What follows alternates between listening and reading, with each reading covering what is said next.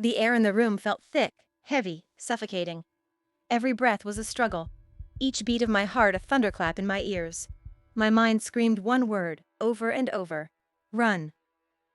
My name is Maya, and for as long as I could remember, I lived under the shadow of a colossal fear. The fear of judgment, of public failure. The thought of standing before a crowd, of having all eyes on me, would twist my stomach into knots. I'd turn down promotions, avoid social gatherings, and silence ideas that burned within me, all to escape that icy grip of potential disapproval. What if I stumble? I'd whisper to myself. What if they laugh? What if I'm just not good enough? It was a silent, relentless prison. But life, as it often does, eventually cornered me. A crucial presentation at work, a project I'd poured my soul into, suddenly demanded I be the one to present it. There was no escape. The day arrived like an executioner. My palms were slick, my voice a barely audible tremor as I approached the podium. The faces in the audience blurred into an intimidating mass. Every instinct screamed for me to invent an emergency, to flee, to disappear.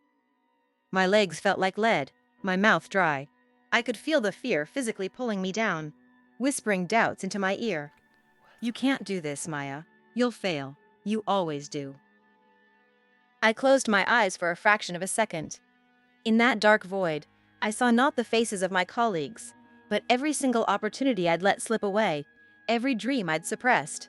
Was this fear truly bigger than my own potential? Was it stronger than the fire I felt for this project? A quiet defiance stirred within me. It wasn't courage in the absence of fear, but courage despite it.